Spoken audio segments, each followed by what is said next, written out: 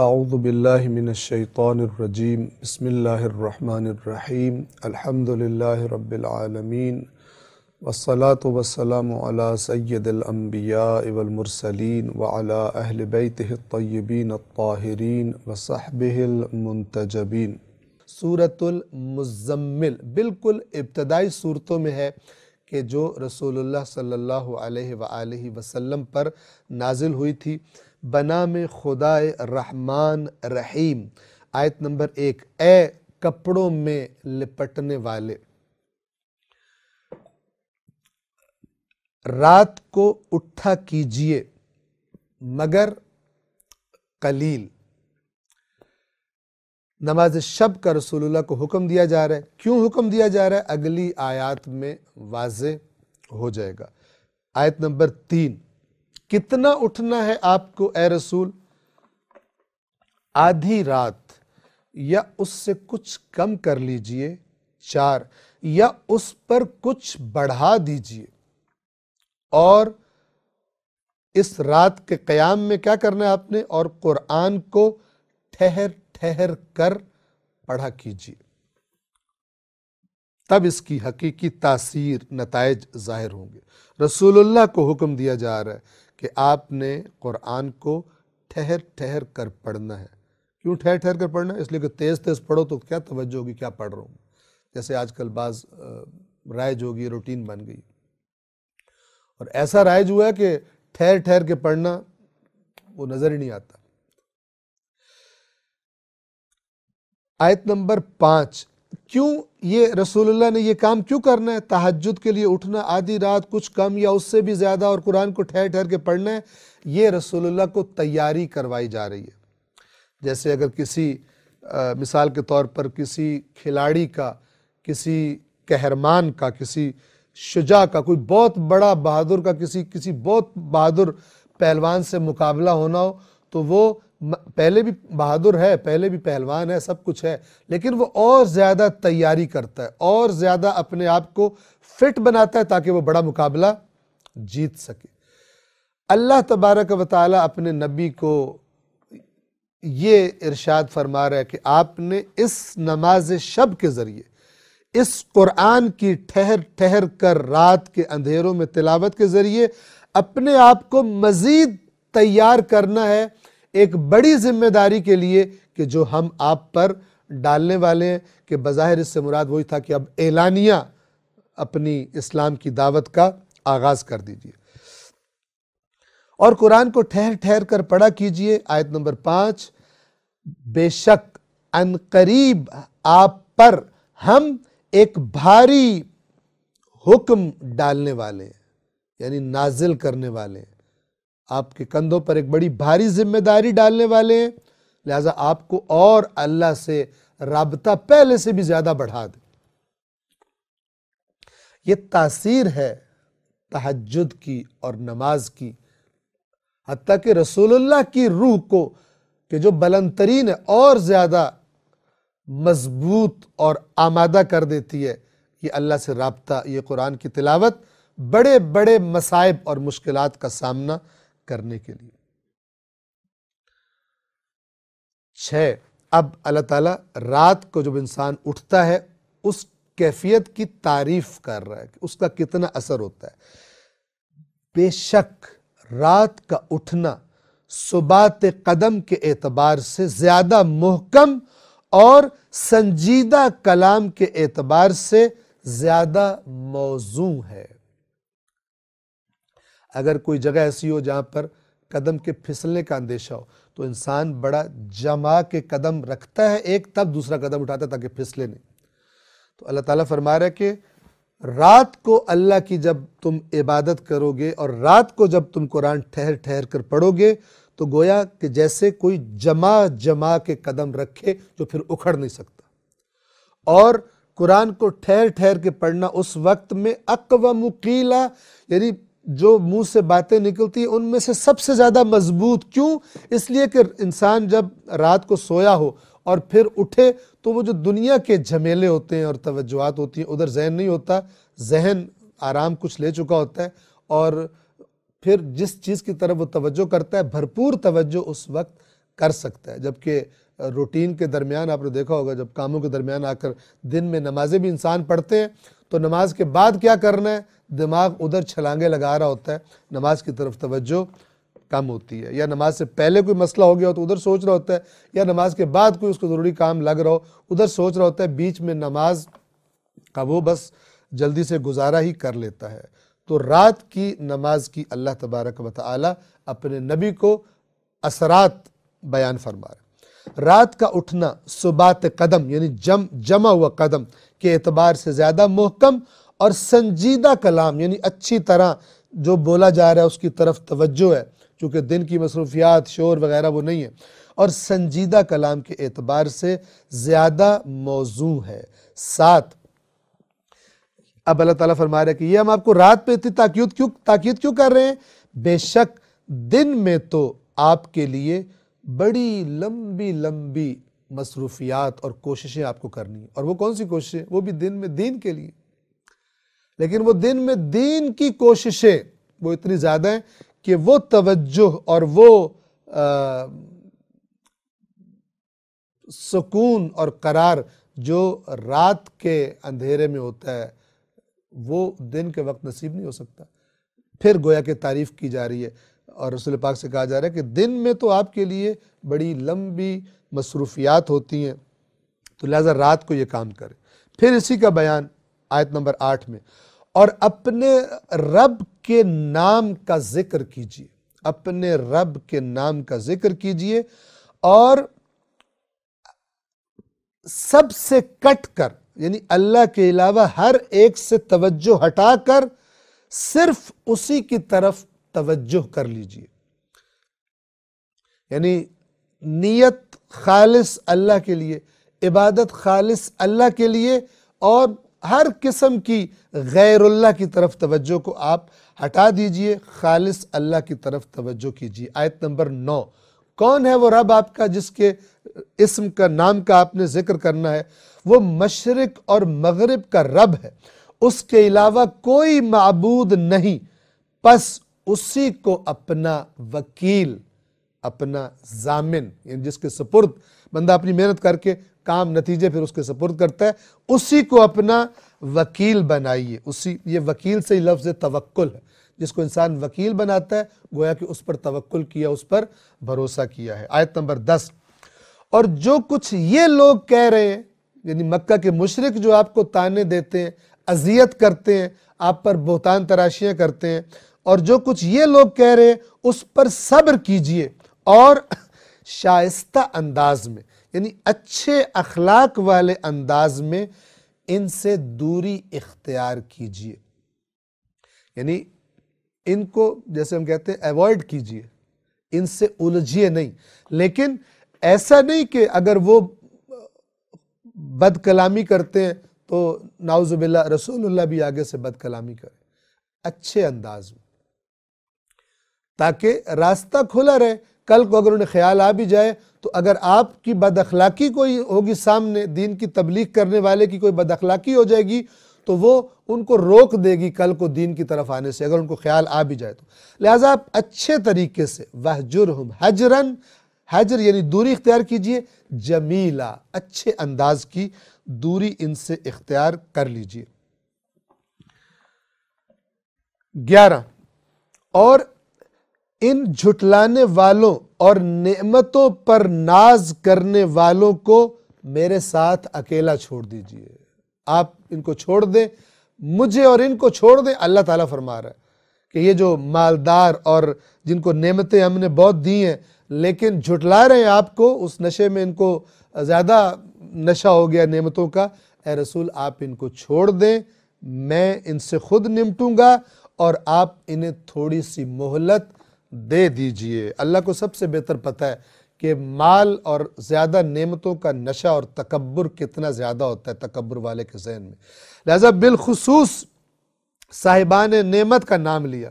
اس کا مطلب یہ ہے کہ وہ صاحبان نعمت جو تھے مکہ کے بڑے، وہ زیادہ ڈٹ کے رسول اللہ کی مخالفت کر رہے تھے اور تنگ کر رہے تھے، تو اللہ فرما رہا ہے کہ ان کو آپ چھوڑ دیجئے، میں خود نمٹوں گا، آپ دوسروں پر توجہ دیجئے۔ کیسے نمٹوں گا؟ آیت نمبر 12، یقیناً ہمارے پاس بیڑیاں ہیں جو قیدیوں کو زنجیریں پہنائی جاتی ہیں اور سلگتی ہوئی آگ ہے۔ 13 اور حلق میں یعنی گلے میں پھنس جانے والا کھانا ہے، وہی زقوم اور اس کے علاوہ اور چیزیں، اور دردناک عذاب ہے۔ 14 کب یہ عذاب آئے گا؟ جس دن زمین اور پہاڑ کانپ اٹھیں گے اور پہاڑ بہتی ہوئی ریت کی مانند ہو جائیں گے۔ صحراؤں میں یہ منظر بعض اوقات دیکھا جا سکتا ہے کہ جب ٹیلوں کے اوپر سے مثلا ریت بہت ساری نیچے گرتی ہے، پہاڑ ایسے ہو جائیں گے۔ 15 بے شک ہم نے تمہاری طرف ایک رسول تم پر گواہ بنا کر بھیجا ہے، یعنی وہ جو تمہیں دعوت دے رہا ہے دیکھ رہا بھی ہے کہ تم اس کے ساتھ تم اس کو کیا جواب دے رہے ہو اور کیا سلوک کر رہے ہو۔ بے شک ہم نے تمہاری طرف ایک رسول تم پر گواہ بنا کر بھیجا ہے، جس طرح ہم نے فرعون کی طرف ایک رسول بھیجا تھا۔ 16 تو فرعون نے اس رسول کی نافرمانی کی تو ہم نے اسے سخت شدید گرفت میں لے لیا تھا۔ کئی دفعہ قرآن اسے بیان کر چکا۔ 17 تو جب ہم نے فرعون کو گرفت میں لے لیا تو تم کہاں بچو گے، تمہارے اندر تو وہ طاقت ہی نہیں۔ اگلی آیت میں قیامت کا تذکرہ ہے۔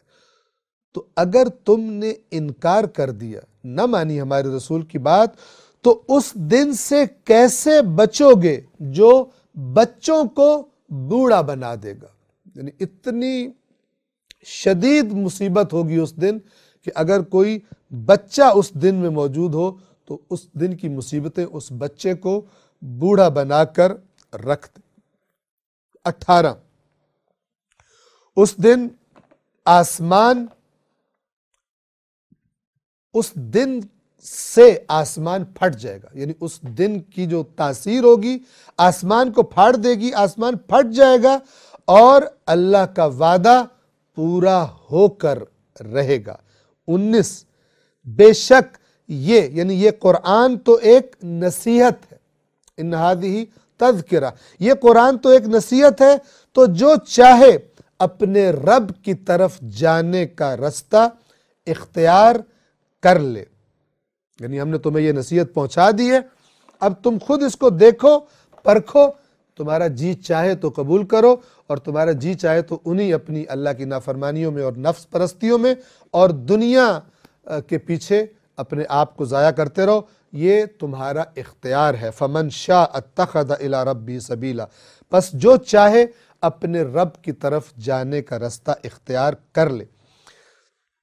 سورہ مزمل کی آخری آیت نمبر 20 نسبتاً طولانی ہے۔ بے شک آپ کا رب جانتا ہے کہ آپ 2/3 یعنی 3 میں سے 2 حصے رات کے، آپ 2/3 رات کے نزدیک یعنی تقریباً 2/3 رات یا آدھی رات یا 1/3 رات کھڑے رہتے ہیں۔ اے رسول آپ کا رب جانتا ہے جتنی دیر آپ کھڑے رہتے ہیں، کبھی رات کے 3 میں سے 2 حصے رسول اللہ کھڑے رہتے تھے، اللہ کی عبادت کیا کرتے تھے، کبھی آدھی رات کھڑے رہتے تھے، کبھی 1/3 رات کھڑے رہتے تھے۔ ممکن ہے بدن ساتھ نہ دیتا ہو، 1/3 رات کا کھڑا ہونا، 2/3 رات کا کھڑا ہونا، آدھی رات کا کھڑا ہونا، اللہ نے حکم دیا اور رسول اللہ نے رات کو بھی گویا آرام کرنا کم کر دیا۔ آپ کا پروردگار بے شک جانتا ہے کہ آپ 2/3 رات کے قریب یا آدھی رات یا 1/3 رات کھڑے رہتے ہیں۔ اللہ گواہی دے رہا ہے اپنے رسول کی عبادت کی، اور آپ کے ساتھ ایک جماعت بھی ہے۔ اب رسول اللہ کی تہجد کا جب پتہ چلا تو رسول اللہ کے جو قریبی تھے، ساتھی تھے، انہوں نے بھی، رسول اللہ پر واجب تھی، ان پر واجب نہیں تھی، رسول اللہ کے علاوہ کسی پر تہجد واجب نہیں تھی، لیکن عشق خدا اور عشق رسول میں وہ بھی راتوں کو جاگا کرتے تھے اور تہجد دیر تک پڑھا کرتے تھے، تو اللہ نے ان کو بھی اپنے رسول کے ساتھ ان کی عبادت کی بھی گواہی دی ہے۔ اور اللہ رات اور دن کا اندازہ رکھتا ہے۔ اب آپ انتہائے محبت خدا اور عشق خدا دیکھیے کہ اس زمانے میں ہمارے زمانے کی طرح گھڑیاں تو نہیں تھیں کہ ایگزیکٹلی کوئی پتہ کر لیتا کہ آدھی رات کب ہو جائے گی، کتنا میں نے کھڑا رہنا، کتنی میں نے نماز شب پڑھنی ہے، 2/3 رات کا اندازہ ہو جائے، 1/3 رات کا اندازہ ہو جائے۔ تو اب جب کبھی کبھی تردد ہو جاتا کہ ہم آدھی رات کھڑے رہے ہیں یا نہیں کھڑے رہے، یا 2/3 رات کھڑے رہے یا نہیں کھڑے رہے، تو اللہ نے آسانی فرما دی، اور آسانی اس طرح سے فرمائی کہ رات اور دن کا اندازہ اللہ رکھ سکتا ہے۔ جس کو ہر چیز کا پتہ ہے، تمام چیزوں کا، وہ اللہ ہے، اسے علم ہے کہ تم احاطہ نہیں کر سکتے، لہذا پریشان نہیں ہو، تم لوگ اس کا احاطہ نہیں کر سکتے، تمہیں پریشانی کی ضرورت نہیں ہے، تم اس کا احاطہ نہیں کر سکتے، تو کیا کرو؟ پس اللہ نے تم پر مہربانی کر دی، تو تم جتنا آسانی سے قرآن پڑھ سکو پڑھ لیا کرو۔ جب بندے عشق خدا میں آگے بڑھتے ہیں تو اللہ بھی آسانیاں کرتا ہے، اور جب بندے خدا کی نافرمانیاں کرتے ہیں تو پھر اللہ ان کی دنیا کو بھی ان کے اوپر سخت بنا دیتا ہے۔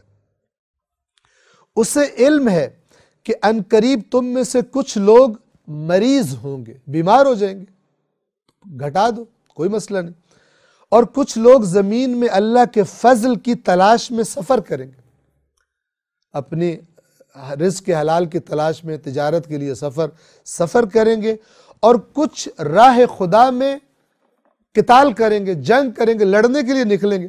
ہمیشہ حالات ایک جیسے تو نہیں ہوتے، تو حالات کے مطابق اگر کچھ کمی بیشی کر لو تو اللہ تبارک و تعالیٰ نے تم کو اجازت دے دی ہے۔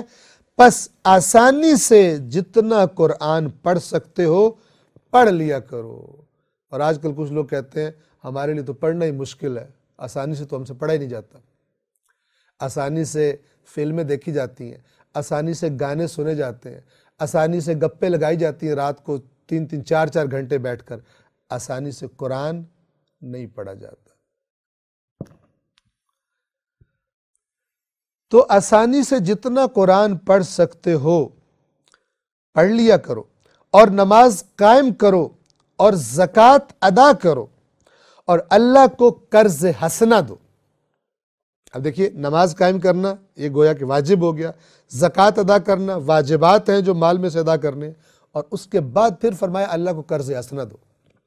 یعنی وہ اب اللہ نے تم پہ واجب نہیں کیا، لیکن پھر بھی دیکھو معاشرے میں کتنے محروم لوگ رہ رہے ہیں، تو وہ ان کو نہیں دو گے بلکہ تم اللہ کو قرض حسنہ دو گے، اللہ کے راستے میں انفاق کرو، اور اللہ کو قرض حسنہ دو، اور جو نیکی تم اپنے لیے آگے بھیجو گے اسے اللہ کے ہاں بہتر اور ثواب میں عظیم تر پاؤ گے۔ تم نے جو دیا ہوگا جب اس کا نتیجہ اللہ کے پاس دیکھو گے تو اپنے لفظوں میں کہہ رہا ہوں، تم کہو گے جو میں نے اپنے پاس رکھا تھا وہ بھی دے دینا تھا مثلا۔ تو خداوند عالم یہ فرما رہا ہے کہ جو نیکی تم اپنے لیے آگے بھیجو گے، اور یہاں نیکی سے مراد خرچ کرنا ہے، توجہ فرما رہے ہیں، خاص طور پہ انفاق، ورنہ ہر نیکی اسی فارمولے کے تحت، جو عبادت، جو اچھی گفتگو، جو خرچ، جو نیکی تم اپنے لیے آگے بھیجو گے اسے اللہ کے ہاں بہتر، یعنی جو تم نے کیا ہوگا اسے بہتر اور ثواب میں عظیم تر پاؤ گے، اور اللہ سے مغفرت طلب کرو، بے شک اللہ بڑا مغفرت کرنے والا اور رحیم ہے۔ سورہ مزمل کے بعد سورہ مدثر۔ مزمل بھی کپڑا لپیٹنے والا اور مدثر بھی کپڑا لپیٹنے والے کو کہتے ہیں، اور شاید فرق یہ ہو کہ جو مدثر میں لپیٹنا ہے وہ نسبتاً جیسے کوئی کمبل یا موٹی چادر ہوتی ہے وہ مراد لی جا سکتی ہے، جبکہ مزمل میں کوئی بھی کپڑا ہو سکتا ہے۔ سورۃ المدثر۔ بنام خدائے رحمان رحیم، اے چادر اوڑھنے والے۔ 2 اٹھیے اور خبردار کیجیے، قم اٹھیے، فانذر تو خبردار کیجیے۔ اب یہ رسول اللہ کس کیفیت میں لیٹے ہوئے تھے کہ جب یا ایھا المزمل کہا گیا یا ایھا المدثر کہا گیا؟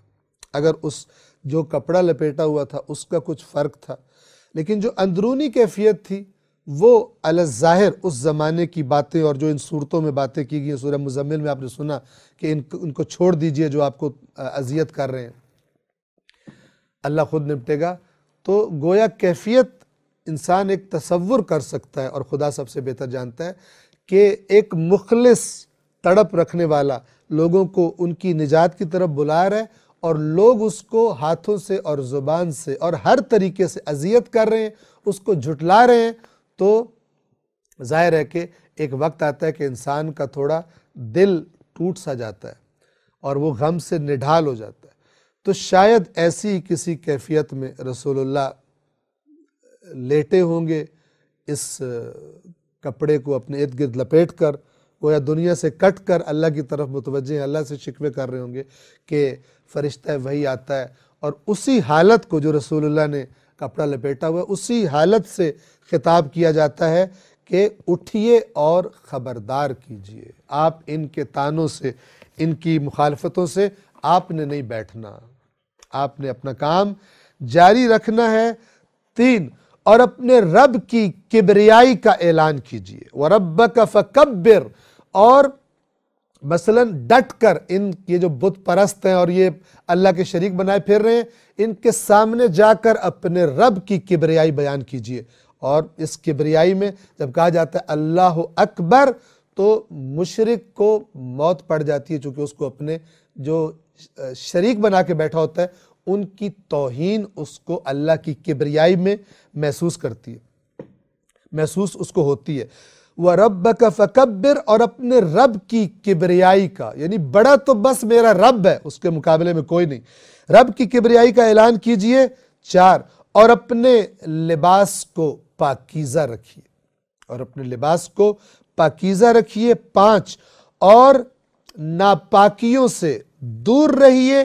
6 اور احسان نہ جتلائیے کہ بہت سمجھنے لگ جائیں۔ بہت خوبصورت ہے، یعنی کسی پر احسان کب انسان جتلاتا ہے کہ جب سمجھتا ہے میں نے کوئی بڑا کام اس کے ساتھ کر دیا، ورنہ تو اس کے ہاتھ پلے کچھ نہیں تھا۔ لیکن اگر انسان اپنے کام کو حقیر ہی سمجھے، اور وہ کب سمجھتا ہے؟ جب وہ دیکھتا ہے کہ اللہ نے میری اپنی مخلوقات کا خیال رکھنے کا کہا ہے، اور جس طرح رکھنا چاہیے تھا اس طرح تو میں نہیں رکھ سکا، تو کبھی بھی اس میں نہ تکبر پیدا ہوگا اور نہ ہی اگلے پر احسان جتلائے گا۔ احسان کب جتلاتا ہے؟ جب بندہ کہتا ہے میں نے اتنا بڑا احسان کیا اور تو آگے سے کیا کر رہا ہے؟ احسان نہ جتلائیے کہ بہت سمجھنے لگ جائیں، اپنے عمل کو آپ بہت زیادہ سمجھنے لگ جائیں۔ 7 اور اپنے رب کی خاطر صبر کیجئے، تمام اذیتوں اور مشکلات پر صبر کیجئے، اپنا کام استقامت کے ساتھ کرتے رہیے۔ ہم بار بار قرآن میں گزشتہ دروس میں بیان کر چکے کہ صبر کا معنی یہ نہیں ہے کہ اگر باہر سے مخالفت ہو رہی ہے تو صبر کیجئے، یعنی گھر جا کے بیٹھ جائیے اور کچھ نہیں کرو، وہاں سے بیٹھ کے بد دعائیں کرو، اور جو دشمن ہیں ان کے لیے بد دعائیں کرو، اور آپ نے دین کی تبلیغ کرنی، صرف اللہ سے دعائیں کرو یا اللہ اپنے دین کو فتح عطا فرما، کرو کچھ نہیں۔ یہ باطل ترین اور بیہودہ ترین معنی ہے جو بعض لوگوں کے ذہنوں میں صبر کا ہے۔ صبر کیجئے یعنی استقامت کیجئے، اپنا کام، اپنی روش، اپنا طریقہ، اپنا انداز نہ چھوڑیے، یعنی ان کی خرابی آپ کے اندر، آپ کے انداز، آپ کے استقامت، آپ کے ارادے کے اندر کوئی تبدیلی نہ لا سکے۔ یہ ہے صبر۔ اور اپنے رب کی خاطر صبر کیجیے۔ 8 تو جب سور میں پھونک ماری جائے گی، اب یہ مکی سورہ، یہ بھی بالکل ابتدائی صورتوں میں جو رسول اللہ پر نازل ہوئی تھی، کفار کو بتایا جا رہا ہے کہ جب سور میں پھونک ماری جائے گی 9 تو وہ دن ایک مشکل دن ہوگا۔ آسان دن نہیں ہوگا قیامت کا، وہ دن ایک مشکل دن ہوگا، 10 کافروں پر آسان نہیں ہوگا۔ یہ ایک بڑا یعنی آپ سمجھیں کہ دھیما لیکن پیغام کے اعتبار سے بڑا خطرناک پیغام ہے۔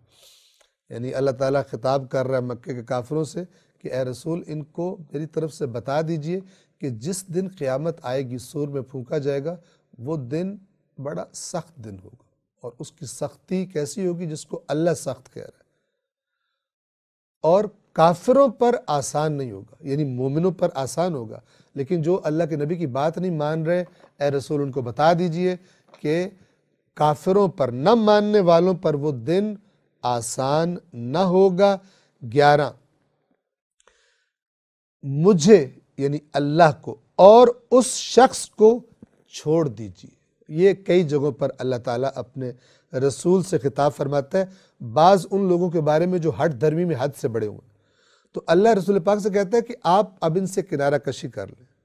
یہ اس قدر ہٹ دھرم ہے کہ اب ان کو میں خود نمٹوں گا، آپ کی باتوں کا ان پہ اثر، یہ اس سٹیج سے آگے جا چکے ہیں، بات سننے اور سمجھنے والی سٹیج سے یہ اتنے متکبر ہیں اور نعمتوں میں اتنے غرق ہیں کہ یہ آپ کی بات نہیں سنیں گے۔ تو اللہ تعالیٰ اپنے نبی سے کہتا ہے کہ آپ مجھے اور ان کو تنہا چھوڑ دیجئے، آپ ان سے الگ ہو جائیے۔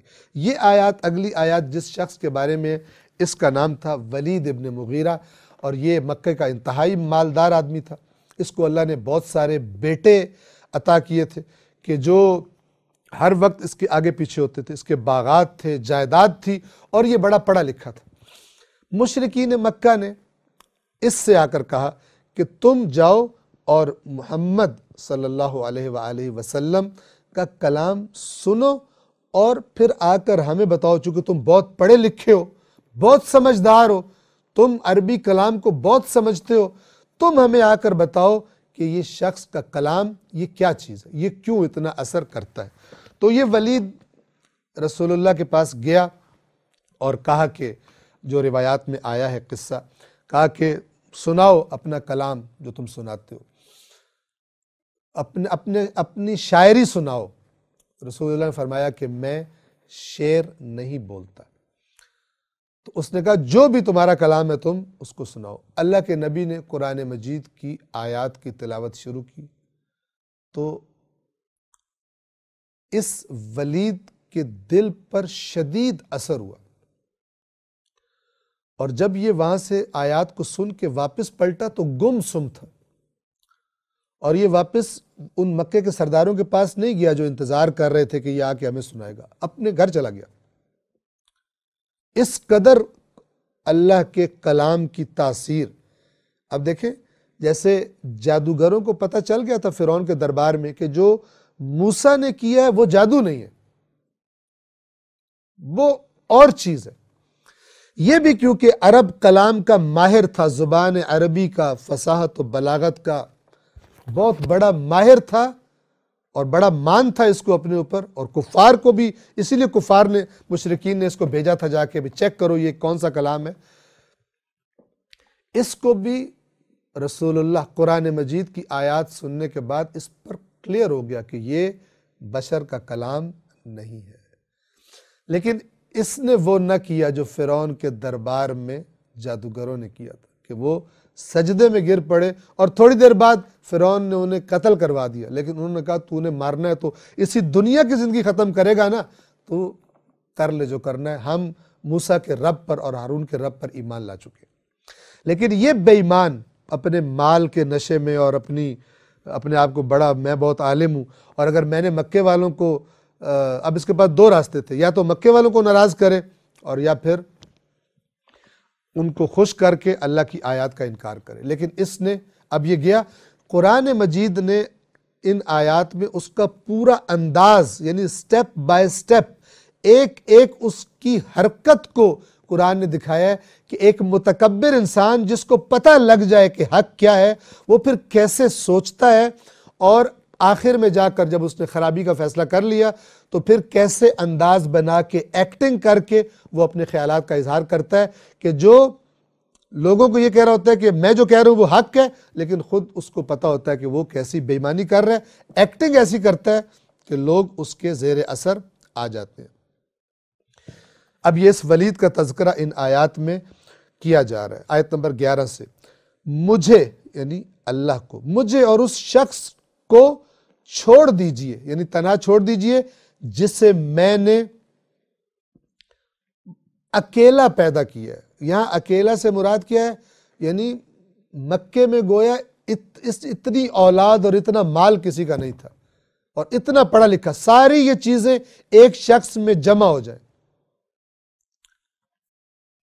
ایسے اللہ کہہ رہا ہے میں نے اس پر اتنا احسان کیا۔ 12، اور میں نے اس کے لیے بہت سا مال قرار دیا۔ 13، اور حاضر رہنے والے بیٹے بھی، یعنی ایسے بیٹے تھے اس کے کہ جو ہر وقت اس کے حکم کی بجاوری کے لیے حاضر رہتے تھے۔ 14، اور میں نے اس کے لیے اس طرح راہ ہموار کر دی جیسے کرنی چاہیے تھی، یعنی ایسے دنیا میں اس کو نعمتیں دی جیسے دینی چاہیے تھی، ہر سارے مسائل اس کے آگے میں نے حل کر دیے، لیکن اس نے کیا کیا؟ 15، پھر وہ طمع کرنے لگتا ہے کہ میں اور زیادہ دوں، یعنی یہ اس کی ایک صفت اب بتا رہے ہیں ایک برے انسان کی، کہ اتنی نعمتیں مل گئی ہیں پھر بھی چاہتا ہے کہ اور میرے پاس ہو، ہرس اور طمع کی بیماری ہے اس کے اندر، یہ ایک صفت اس کی۔ اب گویا کہ یہ جو ہرس والی بیماری ہے یہ بھی انسان کو حق سے دور رکھتی ہے۔ قرآن مجید اللہ کائنات کا بہترین طبیب ہے، انسان کی نفسیات کا خالق ہی اس کا بہترین طبیب ہے، جس کو انسان کو یہ ہرس ہو، مجھے ہو، آپ کو، کہ میرے پاس اور دنیا آئے، یہ جو مرض ہے یہ اپنے نتیجے دکھاتی ہے، جیسے کہ ولید میں بھی یہ نتیجہ اس نے دکھایا اس بیماری نے۔ پھر وہ طمع کرنے لگتا ہے کہ میں یعنی اللہ اور زیادہ دوں۔ 16، ہرگز نہیں دوں گا اس کو زیادہ دے کے اس کی آزمائش کی تھی، لیکن اس نے کیا حرکتیں کی ہیں؟ نہیں دوں گا۔ کیوں نہیں دوں گا؟ اس لیے کہ یقیناً وہ ہماری آیات سے عناد رکھتا ہے۔ عناد یعنی مقابلے بازی، دشمنی، عداوت، عناد کہتے ہیں اس کو، حق کی مخالفت کو عناد کہتے ہیں۔ اس کو ہم نہیں چھوڑیں گے، ہرگز نہیں، وہ یقیناً ہماری آیات سے عناد رکھنے والا ہے۔ 17، میں اسے کٹھن چڑھائی چڑھنے پر مجبور کروں گا، یعنی اس کو بڑا سخت عذاب دوں گا کہ جو اور بڑھتا رہے گا۔ جیسے اگر انسان کسی چڑھائی پہ چڑھ رہا ہو تو شروع میں فریش ہوتا ہے، جیسے جیسے چڑھتا جاتا ہے تھکتا جاتا ہے۔ اللہ تعالیٰ فرما رہا ہے میں اسے مجبور کروں گا اور زیادہ اونچا چڑھائی پر، یہ ایک تعبیر ہے، یعنی عذاب اس کا بڑھتا چلا جائے گا، جیسے انسان جتنا اوپر چڑھتا جائے اتنا زیادہ تھکتا جاتا ہے، اتنی مشکل سے مزید اوپر چڑھتا ہے، اس کے عذاب کو بھی ہم زیادہ کرتے جائیں گے۔ کیوں؟ اب اللہ اس نے بیان کر رہا ہے کہ جو اس نے ایک حرکت کی رسول اللہ سے کلام سننے کے بعد اور مشرکین کے سامنے اپنی رائے کا اظہار کرنے تک، توجہ فرمائیے۔ 18، بے شک اس نے سوچا اور اندازے لگائے، قدر، اندازے لگائے، کیا بولوں، کیسے بولوں، یعنی رسول سے جو میں سن کر آیا ہوں کس طرح بیان کروں، کون سا نکتہ کیسے ہیر پھیر کروں۔ اس نے فکر، خوب فکر کی، وقدر، اور اندازے لگائے۔ 19، اللہ فرماتا ہے پس اس پر اللہ کی مار پڑے، اس نے کیسے اندازے لگائے۔ 20، پھر اس پر اللہ کی مار پڑے، اس نے کیسے اندازے لگائے، یعنی کس طرح ماہر آدمی تھا، مکار تھا، اس نے کس طرح یہ کیا کہ میں ایسی بات کروں جس سے لوگ متاثر ہو جائیں اور وہی حقیقت سمجھیں جو میں بتاؤں کہ یہ جس کو یہ رسول قرآن کہہ رہا ہے یہ کیا ہے، جو میں بتاؤں لوگ بھی اس کو تسلیم کر لیں کہ یہ ٹھیک کہہ رہا ہے۔ لہٰذا اس نے بڑے، جیسے آج کل لوگ کہتے ہیں نا میں پوری علمی ذمہ داری سے بات کر رہا ہوں کہ میرے سر پہ قرآن رکھ دو اگر میں غلط بات کر رہا ہوں تو، اور کرتے 2 نمبری ہیں بعض اوقات۔ تو یہ بھی اس بے ایمان نے بھی ایسا انداز اپنایا تاکہ لوگوں کو شک ہی نہ ہو کہ جو یہ بات کہہ رہا ہے وہ غلط بھی ہو سکتی ہے۔ 21 پھر اس نے نظر دوڑائی۔ 23 پھر پلٹا اور تکبر سے پلٹا، یعنی متکبرانہ انداز میں پلٹا۔ اور 24 تو کہنے لگا یہ اور کچھ نہیں ہے۔ آپ اب اندازہ کریں، یعنی اس نے ایک آیت رہ گئی، آیت نمبر 22، 21 سے دوبارہ پڑھ دیتا ہوں۔ پھر اس نے نظر دوڑائی، 22 پھر تیوری چڑھائی۔ اب یہ جا کر لوگوں میں اپنی رائے کا اس نے اظہار کرنا ہے، تو پہلے اپنا انداز سیٹ کر رہا ہے تاکہ کیسے میں لوگوں کو پریشر میں لے لوں گا۔ میرے چہرے سے سمجھ جائیں کہ اس نے یہ سمجھ گیا ہے کہ نعوذ باللہ جو محمد علیہ السلام ہے وہ کوئی غلط کام کر رہے ہیں، اور اس نے پکڑ لیا ان کی نعوذ باللہ غلطی کو، خرابی کو۔ پھر اس نے نظر دوڑائی، پھر تیوری چڑھائی اور منہ بگاڑ لیا۔ اب آپ تصور کریں، یہ اب تیاری کر رہا ہے باہر آ کے میں نے کس انداز میں لوگوں کو بتانا ہے۔ 23 پھر پلٹا اور تکبر سے پلٹا، تکبر سے بڑے متکبرانہ انداز میں اپنی رائے کا آ کر لوگوں میں اظہار کیا۔ اور وہ کیا تھی؟ آیت نمبر 24 تو کہنے لگا یہ جادو کے سوا کچھ نہیں ہے۔ بھائی میں نے بڑا پتہ کیا ہے، میں نے اپنے سارے جو سابقہ میرے مطالعات ہیں، میں نے بہت جو ریسرچ وغیرہ کی، میں نے چیک کیا ہے، یہ شخص جادوگر ہے، اور یہ جو پڑھتا ہے یہ اصل میں جادو ہے، اس لیے لوگ اس سے اتنے امپریس ہوتے ہیں اور اس کی تاثیر میں آ جاتے ہیں۔ کہنے لگا یہ اور کچھ نہیں، یہ جادو ہے جو پہلے وقتوں سے نقل ہوتا چلا آ رہا ہے۔ ان ھذا الا سحر یؤثر، کہ جو منقول ہے، لوگ ایک دوسرے کو سکھاتے آ رہے ہیں، اس کو بھی وہ جادو سکھایا گیا ہے، اور یہ جو قرآن جسے کہہ رہا ہے یہ اصل میں جادو کرتا ہے۔ اس نے بدبخت نے یہ آ کر اظہار کیا لوگوں کے سامنے۔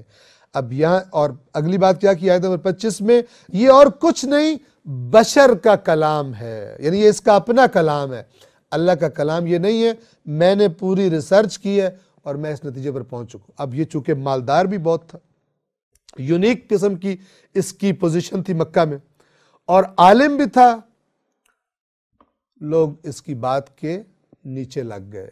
انہوں نے کہا یہ تو بالکل صحیح بات بتا رہا ہے، اتنا معتبر بندہ، مکے کا اتنا سمجھدار بندہ، اور اس نے ان کا بیڑا غرق کر دیا یہ کہہ کر کہ یہ جادو ہے، اور یہ صرف بشر کا کلام ہے۔ آیت نمبر 25 میں 26 اب اللہ تعالیٰ کہہ رہا ہے کہ تو نے تو یہ کر لیا، اب اے رسول میں بتاتا ہوں کہ میں اس کے ساتھ کیا کروں گا، ان قریب میں اسے جھلسا دوں گا۔ سأصلیہ سقر، یہ سقر جہنم کے ناموں میں سے ایک نام ہے، میں اسے ان قریب آگ میں جھلسا دوں گا۔ 27 اور آپ کو کس چیز نے بتایا کہ وہ سقر کیا ہے، چیز کیا ہے۔ 28 وہ نہ تو باقی رکھتی ہے اور نہ ہی چھوڑتی ہے، یعنی مکمل جلاتی بھی اور بچ کے جانے بھی کہیں نہیں دیتی، نہ باقی رکھتی ہے اور نہ چھوڑتی ہے۔ 29 آدمی کی کھال کو جھلسا دینے والی ہے۔ 30 اس پر 19 ہیں۔ اب یہ 19 سے مراد 19 وہ فرشتے کے جو اس سقر پر اللہ نے موکل بنا کے رکھے ہیں، گویا جو اس کے انچارج ہیں اور عذاب دینے پر مأمور ہیں۔ اب یہ 19 کا جو اللہ نے نام لیا تو یہ اس کی وجہ کیا ہے؟ توجہ کیجئے، قرآن مجید بعض جگہوں پہ فرماتا ہے کہ اللہ اسی بات سے بہت ساروں کو ہدایت دیتا ہے اور بہت ساروں کو گمراہ کر دیتا ہے۔ بات ایک ہی ہوتی ہے، اسی 19 سے بہت ساروں کو ہدایت ملے گی، جیسے آ جائے گا اس آیت میں بھی، اور بہت ساروں کو گمراہی ہوگی۔ یہ کیوں ہوتا ہے؟ یہ انسانوں کے مزاج کی وجہ سے ہوتا ہے۔ کچھ مزاج ہوتے ہیں ضدی، ہٹ دھرم، متکبر، اور کچھ مزاج ہوتے ہیں بات کو سوچنے، سمجھنے، پرکھنے والے، اور اپنی خواہشات کو، اپنے مفادات کو سائڈ پہ رکھ کے خود اس بات کو پرکھنے والے کہ یہ بات کیسی ہے۔ تو یہ دو مزاج جو ہیں ایک ہی بات سے، یہ مزاج سوچنے سمجھنے والا یہ ہدایت لیتا ہے، اس کی ہدایت میں اضافہ ہوتا ہے۔ اور یہ جو ہٹ دھرم اور ضدی اور متکبر ہے اور جو اپنی خواہشات میں ڈوبا ہوا ہے، یہ اسی مثال سے اس کی گمراہی میں اضافہ ہو جاتا ہے۔ یہ جو 19 کا عدد ہے، دیکھیے اللہ تبارک و تعالیٰ اس کے بارے میں آیت نمبر 31 اگلی آیت میں فرما رہا ہے، اور ہم نے جہنم کا عملہ، یعنی جہنم کے اوپر جو معمور ہوں گے، صرف فرشتوں کو قرار دیا ہے۔ یعنی یہ جو 19 ہم بتا رہے ہیں یہ فرشتے ہوں گے، اور ان کی تعداد کو کفار کے لیے فتنہ بنایا ہے۔ جب یہ 19 والی آیات نازل ہوئی تو کچھ لوگوں نے، مکے کے مشرکوں نے جب سنی تو مذاق اڑایا، اور مثلاً کہا کہ 19 سے تو ہم زیادہ ہیں، ہم تو زیادہ تعداد میں ہیں، 19 کو تو ہم پکڑ کے قابو کر لیں گے۔ اب بجائے یہ کہ اس میں غور و فکر کرتے، اس کو دیکھتے ہر چیز کو مذاق اڑانے والا۔ اور ہم نے ان کی تعداد کو کفار کے لیے فتنہ بنا دیا تاکہ اہل کتاب کو یقین آ جائے اور ایمان لانے والوں کے ایمان میں اضافہ ہو جائے۔ اس آیت سے یہ محسوس ہوتا ہے کہ اس زمانے کی مثلاً بائبل میں، تورات میں یا انجیل میں بھی یہ جو جہنم پر جو داروغہ فرشتے ہیں ان کی تعداد موجود تھی، ورنہ قرآن ہرگز یہ بات نہ کرتا، چونکہ اہل کتاب موجود تھے، مکہ میں بھی آنا جانا تھا اور مدینہ بھی موجود تھے، وہ فوراً کہتے نہیں ہے۔ اگرچہ آج کی تحریف شدہ میں یہ عدد ہمیں نہیں ملتا، لیکن قرآن مجید کا بیان یہ بتا رہا ہے تاکہ اہل کتاب کو یقین آ جائے کہ یہ قرآن حق ہے۔ لیکن اہل کتاب میں بھی کون؟ وہ جو نیک لوگ ہیں، اور وہ فوراً رسول اللہ پر ایمان لے آتے تھے انہی آیات کی وجہ سے، کہتے تھے یہ تو وہی بات، یہ بالکل برحق کہہ رہے ہیں۔ لیکن جو ہٹ دھرم ہے، چاہے وہ مشرکین مکہ میں سے ہو، چاہے وہ اہل کتاب میں سے ہو، ہٹ دھرم، اور بھائی کرپٹ بندہ کرپٹ ہی ہوتا ہے، لیبل اوپر جو بھی لگاؤ، وہ صرف لیبل کے پیچھے چھپتا ہے، ہوتا کرپٹ، اس کی جو اندر کی شخصیت ہے وہ اصل حقیقت ہوتی ہے جو اللہ کے پاس ہے، اس پہ کوئی لیبل نہیں لگا ہوتا، وہ لیبل اس کا عمل اور اس کی فکر اور سوچ وہ لگاتی ہے اس پر جا کر، چاہے ظاہر میں اپنے آپ کو اہل کتاب کہتا ہو، چاہے ظاہر میں اپنے آپ کو وہ کہتا ہو کہ میں کسی دین کو نہیں مانتا۔ توجہ کیجیے، تو تاکہ اہل کتاب کو یقین آ جائے اور ایمان لانے والوں کے ایمان میں اضافہ ہو جائے۔ ایمان والے دیکھیں کہ اہل کتاب تصدیق کر رہے ہیں، اور زیادہ اضافہ ہوگا کہ یہ قرآن مثلاً برحق ہے، اور اہل کتاب اور مومنین شک میں نہ رہیں، یعنی ان کے شک مزید دور کرنے کا یہ 19 کا عدد سبب بن جائے، اور جن کے دلوں میں بیماری ہے اور جو کفار ہیں وہ یہ کہیں کہ اس بیان سے اللہ کا کیا مقصد ہو سکتا ہے۔ وہ کیڑے نکالنے والا مزاج، بجائے سوچیں سمجھیں، بیچ میں سے عیب نکالنا، بلا وجہ گھما کے باتیں کرنا، اعتراض کرنا۔ اللہ تعالیٰ کہہ رہے مومن، اہل کتاب والے اور جو رسول پاک پر ایمان لا چکے ہیں ان پر یہ اثر ہوگا، اور جو بے ایمان ہیں اور کفار ہیں وہ کہیں گے بھلا اب اللہ نے یہ کیا بات کر دی، 19 کیوں ہے، 20 کیوں نہیں ہے، 17 18 کیوں نہیں ہے، 1000 کیوں نہیں ہے، اللہ کے پاس کوئی کمی تھی؟ الٹی سیدھی باتیں کر کے اگر یہ ہو، اگر یہ ہو، اگر یہ ہو، اصلی بات ہی گم کر دیتے۔ جیسے بعض قرآن کی تفاسیر ایسے لکھی گئی ہیں کہ آپ جب آیت پڑھیں گے نا آپ کو بڑے آرام سے اللہ کی نصیحت سمجھ آ رہی ہوگی، اور جب آپ تفسیر پڑھیں گے تو اس پہ لکھی ہوں گی کہ ہو سکتا ہے یہ مراد، ہو سکتا ہے یہ آپ کو اینڈ تک پہنچتے پتہ نہیں چلے گا کہ اصل بات آیت میں ہوئی کیا تھی۔ اور جن کے دلوں میں بیماری ہے نیز کفار یہی کہیں گے اس بیان سے اللہ کا کیا مقصد ہو سکتا ہے۔ اس طرح اللہ جسے چاہے گمراہ کر دیتا ہے اور جسے چاہے ہدایت دے دیتا ہے، اور تیرے رب کے لشکروں کو خود اس کے سوا کوئی نہیں جانتا۔ اب یہ کہ جسے اس طرح تیرا رب جسے چاہے ہدایت دیتا ہے، جسے چاہتا گمراہ کرتا ہے، یعنی وہی اس نے رکھا ہوا ہے، یہ مزاج ہدایت پائے گا، یہ مزاج اور ہٹ درمی میں اپنی گمراہی میں دور چلا جائے گا۔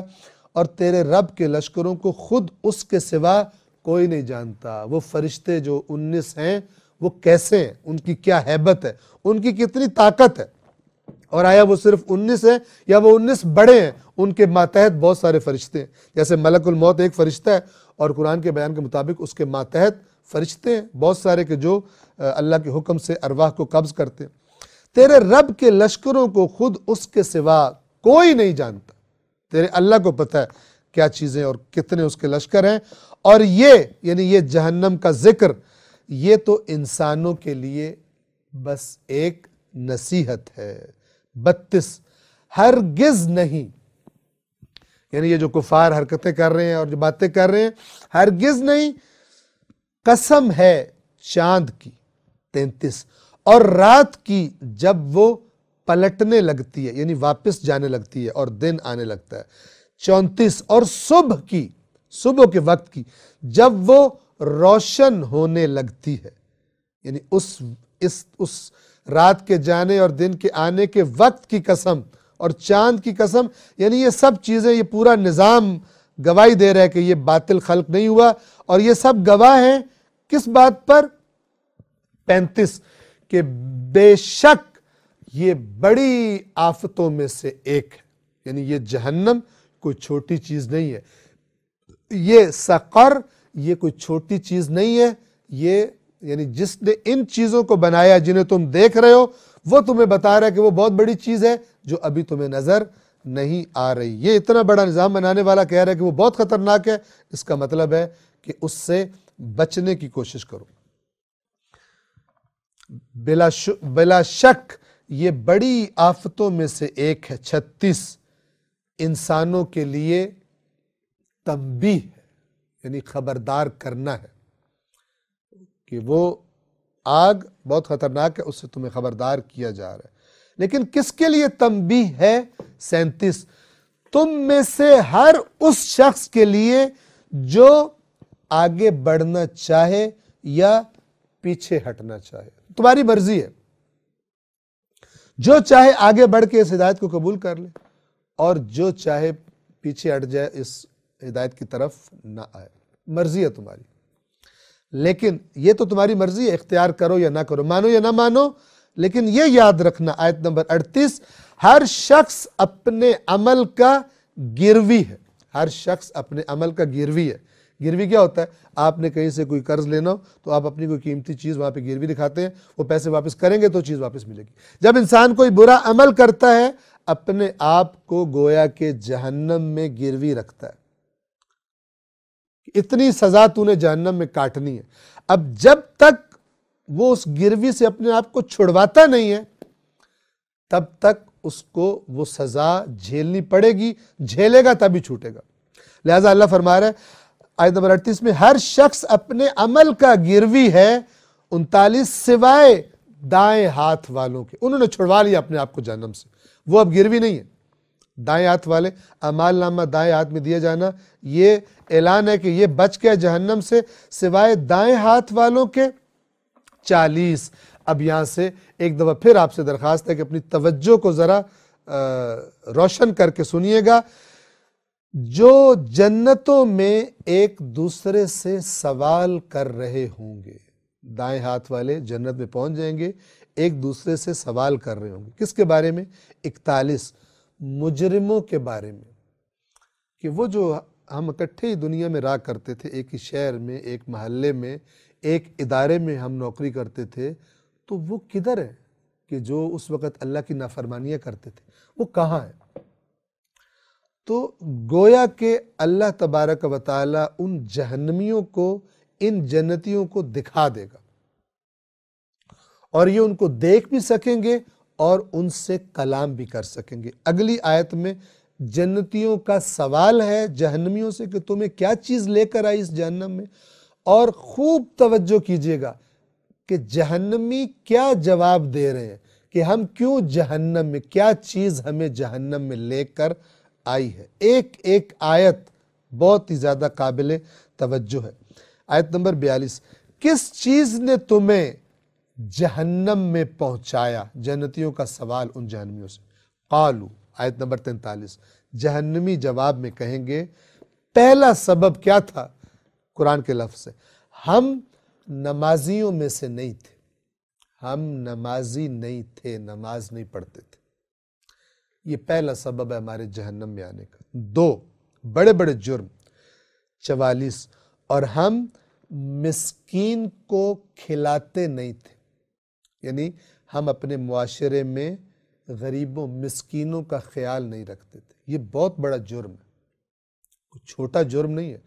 ہم میں سے ہر وہ شخص جتنا بھی وہ نیک بنا ہو، اس نے یعنی کوئی مسجد نہ چھوڑی ہو جہاں اس نے نماز نہ پڑھی ہو، لیکن اگر وہ مساکین کا خیال نہیں رکھتا تو یہ قرآن والا اسلام اصلی اسلام، یہ چکر نہیں دینے دیتا بندے کو۔ کہیں گے ہم نمازیوں میں سے نہیں تھے۔ نمبر 2، ہم مسکین کو کھانا نہیں کھلاتے تھے۔ 45 فضول بیٹھ کر کئی گھنٹے فضول گپیں لگانے والے اس کو غور سے سنیں، فضول ٹاپکس ڈسکس کرتے ہیں، اور ہم بیہودہ بکنے والوں کے ساتھ بیہودہ گوئی کیا کرتے تھے۔ یعنی ہم محفلوں میں دوستوں کے ساتھ بیٹھ کر اور ٹائم ضائع کرتے تھے، یہ ہو گیا فلان ہو گیا، یہ وہ، کوئی مفید بات، کوئی دین کی بات، کوئی اصلاح کی بات نہیں کرتے تھے، فضول بیہودہ محفلیں برپا کر کے پوری رات گزار دیتے تھے، اور جب صبح نماز کا ٹائم ہوتا تھا تو مردار کی طرح بستر پر پڑے رہتے تھے۔ اور ہم بیہودہ بکنے والوں کے ساتھ بیہودہ گوئی کیا کرتے تھے۔ 46 اور ہم روز جزا کو جھٹلاتے تھے۔ اب یہ سن کر کوئی یہ نہ کہے کہ شکر ہے ہم تو ان میں نہیں، ہم تو روز جزا کو نہیں جھٹلاتے۔ نہیں، قرآن زبانی دعووں کو نہیں مانتا۔ سورہ معون ابھی آخری 30ویں جز میں آئے گی، وہاں اللہ فرماتا ہے رسول آپ نے اس کو دیکھا ہے جو قیامت کو جھٹلاتا ہے، روز جزا کو جھٹلاتا ہے؟ یہ وہ ہے جو یتیم کو دھکے دیتا اور مسکین کو کھانا نہیں کھلاتا۔ یہ قیامت کو نہیں مانتا، میں اللہ تمہیں بتا رہا ہوں، چاہے منہ سے کہتا رہے میں مانتا ہوں یا نہیں مانتا۔ قرآن مجید صرف باہر اور زبانی باتوں پر فیصلہ نہیں کرتا، اللہ علیم بذات الصدور، اندر کی کیفیت اور اس کیفیت کے نتیجے میں جو انسان کا عمل ہے اس کے نتیجے میں ڈیسائیڈ کرتا ہے کہ کون قیامت کو مانتا ہے اور کون قیامت کو نہیں مانتا۔ اور ہم روز جزا کو جھٹلاتے تھے، چونکہ جھٹلاتے نہ ہوتے تو پھر ٹائم کیوں ضائع کرتے؟ پھر تو جنت کے لیے کوششیں کرتے، پھر مسکینوں کا، معاشرے کے غریبوں کا کیوں خیال نہ رکھتے، کیوں نماز نہ پڑھتے؟ اصل میں ہم یہ سارا جمع کر دیے، سارا نماز نہ پڑھنا، غریب محروموں کا خیال نہ رکھنا، مسکینوں کا، اور فضول محفلوں میں گپے لگا کے ٹائم ضائع کرنا، اس کی خلاصہ یہ ہے کہ ان کو تھا ہی نہیں کہ ہمارا کوئی حساب ہونا ہے، ہم یہاں پر موج مستی کرنے آئے ہیں، ان کا یہی نظریہ تھا۔ 47 یہاں تک کہ ہمیں موت آ گئی، اسی طرح ہمارے دن گزرتے رہے یہاں تک کہ ہمیں موت آ گئی۔ اب آیت نمبر 48 میں پھر ایک دفعہ آپ سے درخواست کر رہا ہوں، توجہ کیجئے، اور وہ تمام چیزیں کہ جو اس آیت کے خلاف آئیں، چاہے کوئی حدیث کے نام پر آئے، باطل ہے، باطل ہے، باطل ہے، باطل ہے۔ اللہ کا نمائندہ رسول آئے اور اپنی زبان اقدس سے اللہ کا یہ پیغام سنائے اور پھر چند دنوں کے بعد اس کے الٹ بات کر دے، نہیں ہو سکتا، نہیں ہو سکتا، یا اولی الابصار، نہیں ہو سکتا۔ توجہ کیجئے، یہاں تک کہ ہمیں موت آ گئی۔ اب اللہ فرما رہا ہے آیت نمبر 48 میں، تو سفارش، تو شفاعت کرنے والوں کی شفاعت ان لوگوں کو کوئی فائدہ نہیں دے گی۔ خوب توجہ فرمائیں، آیت نمبر 48، کس کو شفاعت کام نہیں آ رہی؟ اب ذرا سوچیں اور وہ تصور کریں جو چٹکیوں میں جنت میں پہنچا رہے ہوتے ہیں، ہر قسم کی بے ایمانی کرتے رہو پھر بھی جنت پکی ہے کیونکہ تم پتہ نہیں کیا کرتے ہو۔ بے نماز خبردار، محروم طبقے کا خیال نہ رکھنے والا خبردار، فضول گپوں کی محفلوں میں ٹائم ضائع کرنے والا، ہم سمجھتے ہیں یہ تو مسئلہ ہی کوئی نہیں۔ دوستوں کے ساتھ بیٹھنا، گپ شپ کرنا، ایک معین وقت کے لیے ہنسی مذاق جس میں کوئی غیبت نہ ہو، کوئی تہمت نہ ہو، کوئی فحاشی نہ ہو، کوئی گالی گلوچ نہ ہو، بالکل جائز ہے، بہترین ہے۔ لیکن فضول گھنٹوں بیٹھے رہنا، کسی کی غیبتیں، کسی پہ تہمتیں، نہ کسی کی عزت کا خیال ہے، کیا کیا ڈسکس نہیں کرتے بیٹھ کر، کوئی کسی کی زبان رکتی نہیں ہے کہ کوئی بات تو ایسی ہوگی جس سے اللہ ناراض نہ ہو جائے، نہ، مزہ لینا، صرف ہنسنا ہے اور ہنسانا ہے۔ تو یہ جو 3 چیزیں قرآن فرما رہا ہے، ان کو کتنا بڑا جرم ہے؟ فما تنفعهم شفاعت الشافعین، ان کو شفاعت کرنے والوں کی شفاعت نفع نہیں دے گی۔ قرآن نہیں بدل سکتا چاہے 1000 حدیث آ جائے اس کو بدلنے کے لیے، حدیث نہیں آئے گی، وہ حدیث کے نام پہ کسی نے گھڑا ہوگا۔ توجہ فرما رہے ہیں، وہ حدیث نہیں ہوتی، مجبوراً کہنا پڑتا ہے حدیث، اس لیے کہ حدیث کی کتابوں میں آ گئی ہے، اس لیے کہ ہو سکتا ہے رسول اللہ سے منسوب کر دی گئی ہو، ائمہ اہل بیت سے منسوب کر دی گئی ہو۔ خلاف قرآن حدیث ہوتی ہی نہیں ہے۔ اگر خلاف قرآن حدیث ہو سکتی ہے، اس کا مطلب ہے اللہ نے اور اللہ کے نمائندوں نے مل کر انسانوں کو کنفیوز کرنے کا بندوبست کر دیا کہ قرآن پڑھے، وہاں سے کچھ ملے، ادھر سے اللہ کے نمائندے کی بات سنے، تو یہ کنفیوژن ہے۔ دین کنفیوز نہیں کرتا، لہٰذا ہمارے ائمہ اہل بیت نے فرمایا کہ خلاف قرآن کچھ قبول نہ کرو جو ہم سے منسوب کر کے بھی تم کو بتایا جائے۔ اور تھوڑا جھوٹ نہیں بولا گیا رسول اللہ کے نام پر اور ائمہ کے نام پر۔ آپ سے درخواست کروں گا، سورہ جن میں بھی آپ نے سنا کہ جنوں نے کیا کہا کہ یہ قرآن سننے سے پہلے ہم سمجھتے تھے انسان اور جن کبھی اللہ کے بارے میں جھوٹ نہیں بولیں گے، لیکن اب ہمیں پتہ چلا کہ بڑے بڑے بے ایمان جن اور بڑے بڑے بے ایمان انسان بھی تھے جو دین بتانے کے نام پہ جھوٹ بولا کرتے تھے۔ کہاں سے پتہ چلا جنوں کو؟ قرآن سننے کے بعد جنوں کو پتہ چلا کہ انسان بھی اور جن بھی کتنے اللہ کے بارے میں جھوٹ بولا کرتے تھے۔ قرآن ہی سمجھنے کے بعد پتہ چلے گا کہ کن لوگوں نے ائمہ کے نام پہ جھوٹ بولا ہے کہ جو آج حدیث کی کتابوں میں آ گیا۔ تب جب قرآن کو اس کا مقام دیا جائے، نہ کہ قرآن کے بارے میں بیہودہ گوئی کی جائے کہ قرآن سمجھنا کوئی آسان کام ہے، یہ تو پتہ نہیں کتنے کتنے معنی ہوتے ہیں ایک ایک آیت کے، تو لہٰذا ہم تو نہیں کر سکتے، ہم تو نہیں سمجھ سکتے۔ قرآن کا دروازہ بند کرو، اس کے بعد شیطان سے کہو کھل کے کھیلے، جیسے مرضی گمراہ کرنا ہے، ائمہ کے نام پہ رسول اللہ کے نام پہ بولی جاؤ جھوٹ، کوئی پکڑ نہیں ہے۔ جو کہ پکڑ کے لیے رسول اللہ کہے گئے تھے قرآن اور اہل بیت چھوڑ کے جا رہا ہوں، آپ نے قرآن کا دروازہ بند کر دیا، اب اس کے بعد جو آپ کی مرضی ہے کرتے پھریں۔ سزا ہے آپ کی کہ آپ کو اہل بیت کے نام پر، رسول اللہ کے نام پر گمراہ کیا جائے، اس لیے کہ آپ نے رسول اللہ کی نہیں مانی، اہل بیت کی نہیں مانی، اور آپ نے بعد میں بنائے ہوئے نظریات پر عمل کیا ہے۔ 48 تو ان کو شفاعت کرنے والوں کی شفاعت کچھ فائدہ نہ دے گی۔ 49 اب ذرا اللہ کی طرف سے اس مزاج کی کہ رسول اللہ قرآن سنا رہے ہیں، قرآن میں یہ باتیں بتا رہے ہیں، اور وہ قرآن سے جو بھاگ رہے ہیں، جو قرآن کی بات نہیں سن رہے، اللہ ان کو کس نگاہ سے دیکھتا ہے، یعنی خدا کی نظروں میں وہ کیا ہے، قرآن کے الفاظ آپ کو بڑا کلیئر بتا دیں گے۔ کون لوگ؟ جن کو جب قرآن کی آیات سنائی جائیں، قیامت تک جس کا بھی یہ مزاج ہے، قرآن کی آیات سے بدکے، چاہے کوئی اسلام کے دائرے میں نہ ہو، مکے کا جیسا کافر ہو، چاہے پیدائشی مسلمان ہو، لیکن جب قرآن سنایا جائے نہ مانے اس کو، کیونکہ یہ آیات قیامت تک ہے۔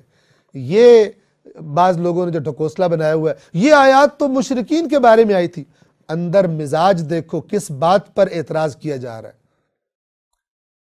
قرآن کا حصہ اللہ نے اس لیے بنایا تاکہ قیامت تک یہ حرکت کوئی تم نہ کرنا۔ آرام سے کہہ دیتے ہیں یہ تو مشرکین مکہ کے لیے نازل ہوئی تھی، یہ تو اہل کتاب کے لیے نازل ہوئی تھی، اور آپ سارے جو میٹھا میٹھا کیک کھاؤ، کڑوا کڑوا سارا کفار اور اہل کتاب کا۔ ایسا نہیں ہے۔ اب انہیں شفاعت کرنے والوں کی شفاعت کچھ فائدہ نہ دے گی۔ 49 اللہ فرما رہا ہے انہیں کیا ہے کہ نصیحت سے منہ موڑ رہے ہیں۔ 50 گویا وہ بدکے ہوئے گدھے۔ آپ نے کبھی بدکا ہوا گدھا دیکھا؟ ایک تو گدھا اوپر سے بدکا ہوا۔ یہ دیہات وغیرہ میں یہ سین جو ہے بڑا شاذ و نادر، بڑا قیمتی سین ہوتا ہے، دیکھنے میں مل جاتا ہے کہ گدھا اگر روڈ پر آ جائے اور آپ اس کو ہارن دیں گاڑی کا اور وہ بدک جائے تو پھر اسے پتہ نہیں چلتا کہ سامنے آنا ہے، آگے آنا ہے، پیچھے جانا ہے، کس طرف موومنٹ کرنی ہے۔ وہ پھر ایک تو ہوتا گدھا ہے، اوپر سے بدک جاتا ہے۔ اللہ تعالیٰ قرآن مجید سے جو بدکتے ہیں، کیوں بدکتے ہیں؟ اس لیے کہ اور دماغوں میں بھرا ہوا ہے، تو قرآن سے تو بدکنا ہی ہے۔ اور یہ ایک وجہ کہتے ہیں قرآن نہیں سمجھ میں آ سکتا، کیوں؟ اس لیے کہ ہمارے نظریات کہاں جائیں گے کہ قرآن سمجھ میں آ گیا، تو سمجھ میں آ رہا ہوتا ہے، سمجھنا چاہتے نہیں، بہانے بناتے ہیں، علمی چکر دیتے ہیں۔ انہیں کیا ہو گیا ہے کہ نصیحت سے منہ موڑ رہے ہیں، گویا وہ بدکے ہوئے گدھے ہیں۔ اور آیت نمبر 51 جو شیر سے بھاگ رہے ہیں۔ گدھوں پر جب شیر حملہ کر دے کیسی بدحواسی گدھے پہ طاری ہوتی ہے۔ اللہ تعالیٰ کہہ رہے ہیں قرآن شیر ہے اور یہ گدھے ہیں جو قرآن سے بدک رہے ہیں، ایسے بھاگتے ہیں قرآن سے، ہر الٹی سیدھی خرافات پر فوراً یقین کر لیں گے، چونکہ وہ ان کو پیکج دے رہا ہوتا ہے بڑے مزے والا، شارٹ کٹ جنت کی بتا رہا ہوتا ہے، ہر چیز وہ کر لے گا، لیکن جب قرآن کی بات کی جائے گی ایسے بدکیں گے جیسے بدکے ہوئے گدھے پیچھے شیر لگ گیا۔ 51 جو شیر سے ڈر کر بھاگے ہیں، 52 بلکہ ان میں سے ہر شخص یہ چاہتا ہے کہ اس کے پاس کھلی ہوئی کتابیں آ جائیں، یعنی یہ اتنے متکبر ہیں کہ دل میں یہ گویا کہ یہ سوچ کرتے تھے یہ کفار کہ اس پر کیوں نازل ہوئی ہے، ہم پہ کیوں قرآن نازل نہیں ہوا، ہم پر نازل ہوگا ہم مانیں گے ورنہ ہم نہیں مانیں گے۔ جیسے یہودی کہتے تھے نا، جو ہم پہ نازل ہوا ہے کتاب ہماری قوم پر وہ مانیں گے، جو اوروں پہ نازل ہوئی وہ ہم نہیں مانیں گے۔ بلکہ ان میں سے ہر شخص یہ چاہتا ہے کہ کھلی ہوئی کتابیں اس کے پاس آ جائیں۔ 53 ہرگز نہیں، بلکہ انہیں آخرت کا خوف ہی نہیں ہے۔ اگر آخرت کا ڈر ہوتا تو یہ کبھی نہ کہتے، یہ تو اسی طرف دیکھتے، چونکہ اگر آخرت ہے تو پھر میں اپنے آپ کو ٹھیک کروں، نہ کہ میں ڈیمانڈیں کروں اور مطالبے کروں کہ مجھ پر فرشتہ آئے، مجھ پر کتاب آئے۔ عقل مند بندہ کیا کرے گا؟ اگر دیکھتا ہے کہ آگے خطرہ ہے، آخرت واقعاً اگر ہوئی تو کیا بنے گا، پھر احتیاط کرتا ہے، پھر اور تحقیقات کرتا ہے، سوچتا ہے، اور پھر جب عقل سے کام لیتا ہے تو عقل اس کو ایمان کی طرف لے جاتی ہے۔ ہرگز نہیں، بلکہ انہیں آخرت کا خوف ہی نہیں ہے، اس لیے تو اتنے بدماشی کر رہے ہیں، تکبر کر رہے ہیں۔ 54 ہرگز نہیں، یعنی تمہارے مطالبے نہیں مانے جائیں گے، یہ قرآن تو یقیناً ایک نصیحت ہے، تذکرہ، وہی یاد دہانی نصیحت ہے۔ 55 تو جو چاہے اس ذکر کو لے لے، جو چاہے اس یاد دہانی اور اس کو یاد رکھے، یاد کر لے۔ 56 جو آخری آیت ہے سورۃ المدثر کی، اور وہ یاد اس وقت رکھیں گے جب اللہ چاہے گا، یعنی وہ اس نصیحت کو نہیں لے سکتے مگر یہ کہ اللہ چاہے۔ اور یہ کوئی نہ سمجھ میں آنے والی بات نہیں، ہم کئی دفعہ بیان کر چکے ہیں کہ کوئی یہ نہ کہے کہ بس وہ مجبور ہیں ایمان نہیں لا سکتے، نہ، قرآن نے بتا دیا کہ اللہ نے ہٹ دھرمی کے مزاج والے کے لیے، متکبر مزاج شخص کے لیے اس وقت تک ہدایت کا قانون نہیں پاس کیا جب تک کہ وہ تکبر اور ہٹ دھرمی چھوڑ کر عقل سے غور کرے اور صحیح بات کو صحیح کہے۔ یہ قانون نہیں بدل سکتا، اس لیے اللہ پاک نے رسول پاک سے بھی فرمایا کہ اے رسول آپ جسے چاہیں ہدایت نہیں کر سکتے، جسے اللہ چاہتا ہے اسے ہدایت کرتا ہے۔ اس لیے ابھی پیچھے سورہ جن میں گزرا، قُلْ إِنِّي لَا أَمْلِكُ لَكُمْ ضَرًّا وَلَا رَشَدًا، نہ میں تمہیں نقصان پہنچا سکتا ہوں نہ میں تمہیں ہدایت کر سکتا ہوں، میری ملک کچھ نہیں ہے، إِلَّا بَلَاغًا مِّنَ اللَّهِ وَرِسَالَاتِهِ، صرف اتنا میرا ہے، میری ذمہ داری، میرا اختیار کہ میں اللہ کی طرف سے تمہیں پہنچا دوں اور اس کے پیغامات تمہیں بتا دوں، یہ کر سکتا ہوں۔ اور وہ نہیں اس کو یاد رکھیں گے جب تک اللہ، مگر یہ کہ اللہ چاہے، اور وہ کیا ہے کہ جو اللہ نے قانون بنایا ہے اس کی طرف سے آئیں تو ہدایت ملے گی، ہٹ دھرمی کرتے رہیں انہیں ہدایت نہیں ملے گی، وہ مشیت خدا ہی نہیں ہے، اللہ کا ارادہ ہی نہیں ان کو ہدایت دینے کا ایسے مزاج والوں کو۔ اور وہ کون اللہ ہے؟ ہوا اہل التقوی، وہ اللہ ہے جو اہل تقوی ہے۔ کیا مطلب؟ جس کی نافرمانیوں سے بچنا چاہیے، جس کے عذاب سے ڈرنا چاہیے، وہ وہی ہے۔ وَأَهْلُ الْمَغْفِرَةِ، اور وہی ہے جو اہل مغفرت ہے، وہی ہے جو گناہوں کی مغفرت کرتا ہے اور جو اس کی طرف لوٹ کر آتے ہیں انہیں اپنی بارگاہ میں قبول کر لیتا ہے، ان کے گناہوں کی مغفرت فرما دیتا ہے۔ سورہ مدثر یہاں پر تمام ہوئی، انشاءاللہ سورہ قیامہ ہم آئندہ درس میں آپ کی خدمت میں عرض کریں گے۔ والسلام علیکم ورحمۃ اللہ وبرکاتہ۔